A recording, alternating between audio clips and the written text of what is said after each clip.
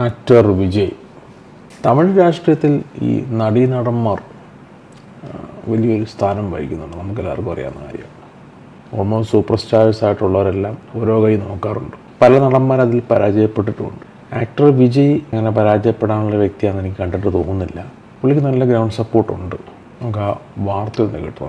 கொள்கை எதிரிகள் மற்றும் பிளவாத சக்திகளுடன் என்றைக்கும் நேரடியாகவோ மறைமுகமாகவோ கூட்டணி இல்லை என்பதில் தமிழக வெற்றிக் கழகம் மிக உறுதியாக இருக்கிறது. தமிழக வெற்றிக் கழகம் தலைமையில் அமையும் கூட்டணி எப்போதும் திமுக மற்றும் பாஜகவுக்கு எதிரானதாகத்தான் இருக்கும் என்பதையும், அதில் சமரசம் என்ற பேச்சுக்கு இடமில்லை என்பதையும் ഉറുതിപട ചേർക്കുഴ വായിലാകെ തെളിവിച്ചു കൊള്ളുകയും. ഒടുവിൽ രണ്ടും കൽപ്പിച്ചുള്ള പോരാട്ടത്തിലേക്ക് നീങ്ങുകയാണ് തമിഴ് സൂപ്പർ താരം വിജയ്. തമിഴ്നാടിന്റെ അധികാരം ഏതു വിധേനയും പിടിച്ചെടുക്കുകയെന്ന ഒറ്റ ലക്ഷ്യത്തിലേക്ക് നീങ്ങുകയാണ് താരം. ദ്രാവിഡ രാഷ്ട്രീയം എന്നും സിനിമയുമായി ചുറ്റപ്പെട്ടാണ് മുന്നോട്ട് പോയിരുന്നത്. സിനിമയുടെ പിൻബലത്തിൽ കെട്ടിപ്പൊക്കിയ DMKയും AIDMKയും തമിഴ്നാട്ടിൽ MGRനെയും കരുണാനിധിയെയും ജയലളിതയും മുഖ്യമന്ത്രിമാരാക്കി. വെള്ളിത്തിരിയിലെ സൂപ്പർ താരങ്ങൾ രാഷ്ട്രീയത്തിലും നായകരായെത്തിയപ്പോൾ ഇരുകൈയും നീട്ടി സ്വീകരിച്ചവരാണ് ദ്രാവിഡ മക്കൾ. ഉലകനായകൻ കമൽഹാസനും സ്റ്റൈൽമന്നൻ രജനീകാന്തും ഇതേ വഴിയിൽ മുന്നേറ്റം നടത്താൻ ശ്രമിച്ചെങ്കിലും അവർക്കൊന്നും മുന്നോട്ട് പോകാനായില്ല. രജനീകാന്ത് രാഷ്ട്രീയ ലക്ഷ്യം ഉപേക്ഷിച്ച് സിനിമയിലേക്ക് മടങ്ങി. കമൽഹാസന് DMKയുടെ ഒരു രാജ്യസഭാ സീറ്റിൽ കീഴടങ്ങേണ്ടി വന്നു. എന്നാൽ DMKയും AIDMKയും ഒരുപോലെ ഭയക്കുന്നുണ്ട് വിജയുടെ വരവിനെ. തമിഴ്നാട് ജനതയുടെ ആവേശമാണ് വിജയ് എന്ന താരം. ജയലളിതയുടെ മരണത്തോടെ തമിഴ് രാഷ്ട്രീയത്തിൽ സിനിമയുടെ സ്വാധീനം അല്പം കുറഞ്ഞുവെങ്കിലും DMK സ്റ്റാലിന്റെ മകനും സിനിമാ താരവുമായ ഉദയനിധി സ്റ്റാലിനെ മന്ത്രിയാക്കി. അടുത്ത മുഖ്യമന്ത്രി താരം തന്നെ ആയിരിക്കുമെന്ന സൂചനകളും നൽകി. അതിനാൽ വിജയുടെ വരവിനെ ഏറ്റവും കൂടുതൽ ഭയക്കുന്നത് സ്റ്റാലിൻ തന്നെയെന്ന് വ്യക്തം. അടുത്ത വർഷം നടക്കാനിരിക്കുന്ന തെരഞ്ഞെടുപ്പിൽ ഭരണം പിടിക്കാനുള്ള നീക്കമാണ് TVK ആരംഭിച്ചിരിക്കുന്നത്. അടുത്ത മാസം നടക്കാനിരിക്കുന്ന TVKയുടെ സംസ്ഥാന സമ്മേളനത്തോടെ ആരൊക്കെയായി സഖ്യമുണ്ടാക്കുമെന്ന് വിജയ് വ്യക്തമാക്കും. 2026 പുറത്തിറങ്ങാനിരിക്കുന്ന വിജയുടെ ജനനായകൻ എന്ന സിനിമയോടെ അദ്ദേഹം സിനിമയുടെ വിട പറയും. പൂർണ്ണമായി ജനങ്ങൾക്ക് വേണ്ടി പ്രവർത്തിക്കുമെന്നാണ് വിജയ് പ്രഖ്യാപിച്ചിരിക്കുന്നത്. ഇതിന്റെ ഭാഗമായി സെപ്റ്റംബർ മുതൽ ഡിസംബർ വരെ വിജയുടെ സംസ്ഥാന പര്യടനം നടക്കും. രാഹുൽ ഗാന്ധിയുടെ ഭാരത് ജോഡോ യാത്രയുടെ രീതിയിലായിരിക്കും വിജയ് നയിക്കുന്ന സംസ്ഥാന പര്യടനം. AIDMKയുമായി സഖ്യം ഉണ്ടാക്കില്ലെന്ന് വിജയ് വ്യക്തമാക്കിയിരിക്കുകയാണ്. BJPയോടും ദ്രാവിഡ പാർട്ടികളോടും അകലം പാലിച്ചുകൊണ്ടാണ് വിജയ് മുന്നോട്ട് പോകുന്നത്. AIDMKയുമായി സഖ്യം ഉണ്ടാക്കുന്ന കിംവദന്തികൾക്കിടയിലാണ് TVK വിജയ് മുഖ്യമന്ത്രി സ്ഥാനാർത്ഥിയായി പ്രഖ്യാപിക്കുന്നത്. വിജയ് BJPയുമായി സഖ്യം ഉണ്ടാക്കുന്ന വാർത്തകൾ പ്രചരിപ്പിക്കുന്നതിന് ഇടയിലാണ് ആരാധകരെയും പാർട്ടി പ്രവർത്തകരെയും ആവേശം കൊള്ളിക്കുന്ന പ്രഖ്യാപനം വന്നിരിക്കുന്നത്. പനന്തൂർ വിമാനത്താവളത്തിന് എതിരെ വിജയ് പ്രഖ്യാപിച്ചിരിക്കുന്ന സമരമാണ് സർക്കാരിനെ പ്രതിരോധത്തിലാക്കിയത്. ഉദയനിധി സ്റ്റാലിനെ മുൻനിർത്തി DMKയുടെ സിനിമാ മതിൽ പണിയുക നീക്കത്തെ തകർത്തിരിക്കുകയാണ് വിജയ്. TVK ജനകീയ വിഷയങ്ങളിൽ ശക്തമായി ഇടപെടാൻ പോവുകയാണ് എന്ന സന്ദേശം കൂടിയാണ് സമര പ്രഖ്യാപനം. വിഴുപ്പുറം ജില്ലയിലെ വിക്രമണ്ടിയിൽ നിന്ന് തുടങ്ങിയ വിജയ് തമിഴ്നാട്ടിൽ ഒരു തീപ്പന്തമായി കുതിച്ചു വരുമെന്നാണ് ആരാധകർ പ്രതീക്ഷിക്കുന്നത്. സിനിമയിൽ അനീതിക്കെതിരെ പോരാടുന്നവരാണ് വിജയ്. വെണ്ണിലെ താരം മണ്ണിലിറങ്ങുന്നതോടെ പ്രവർത്തകർ കൂടുതൽ ആവേശഭരിതരാകും. DMK സർക്കാരിനെയും പോലീസിനെയും അതിനിശ്ചിതമായ ഭാഷയിൽ വിമർശിച്ച വിജയ് പോലീസ് DMKയുടെ കയ്യിലെ പാവയായി മാറിയെന്നായിരുന്നു ആരോപിച്ചത്. സ്ത്രീകളോടക്കം മോശമായി പെരുമാറിയ പോലീസിനെതിരെ നടപടി വേണമെന്നായിരുന്നു TVKയുടെ ആവശ്യം.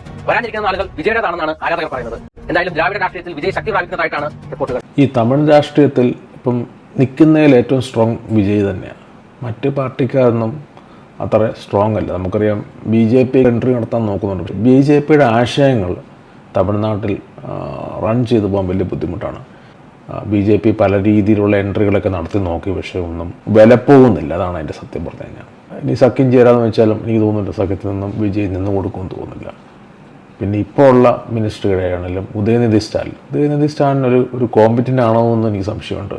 വിജയ് നിൽക്കുമ്പോൾ ഉദയ സിനിമകൾ പുള്ളി അഭിനയിച്ച 10-40ഓളം സിനിമ അഭിനയിച്ചിട്ടുണ്ട്. പക്ഷേ ആ പടമൊന്നും ഒരു വിജയമായിരുന്നെന്ന് പരിശോധിക്കേണ്ടിയിരിക്കുന്നു. ആ പടത്തിൽ നിന്ന് അയാളെ ഒരു നടൻ ഹീറോ പരിവേഷത്തിലോട്ട് എത്തിക്കുക എന്നുള്ളതായിരുന്നു അദ്ദേഹത്തിൻ്റെ പിതാവിൻ്റെ ലക്ഷ്യം എന്ന് എനിക്ക് തോന്നുന്നു.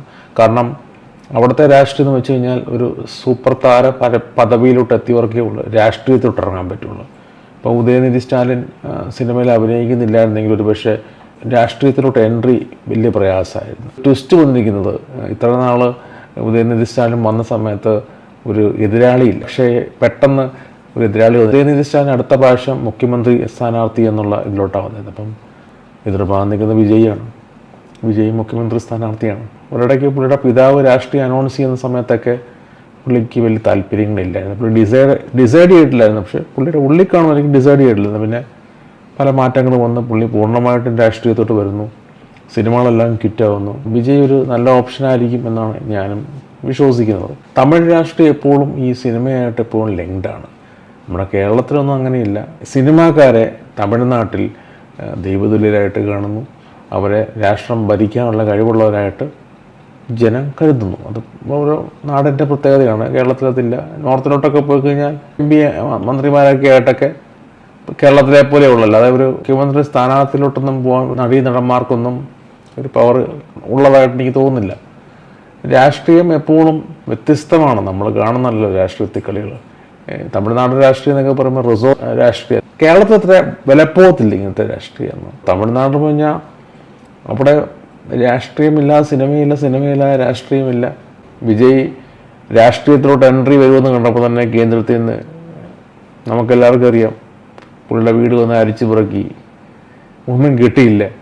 വിജയ് എന്ന് പറയുന്ന ആക്ടർ കുറച്ചാളത്തിന് പോകുന്ന സമയം കൊണ്ട് പുതിയ പടങ്ങളിൽ കയറിപ്പറ്റി സൂപ്പർ സ്റ്റാർ പദവികളിലെത്താൻ ആഗ്രഹിക്കുന്ന പല നടന്മാരും കാണും.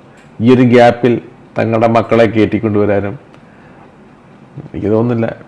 രാഷ്ട്രീയത്തിലോട്ട് പോയാലും വന്ന അദ്ദേഹം അഭിനയിക്കുന്ന പടങ്ങൾ വീണ്ടും കയറിയേ പോവുള്ളൂ. കാരണം അദ്ദേഹത്തെ ഫോളോ ചെയ്യുന്നൊരു വലിയൊരു ക്രൗഡുണ്ട്. വിജയ് എന്ന് പറയുന്നത് തന്നെ ഒരു വലിയ ബ്രാൻഡാണ്. വീഡിയോ ഇഷ്ടപ്പെട്ടെങ്കിൽ ലൈക്ക് ചെയ്യുക, ഷെയർ ചെയ്യുക, സബ്സ്ക്രൈബ് ചെയ്യുക. Okay, by.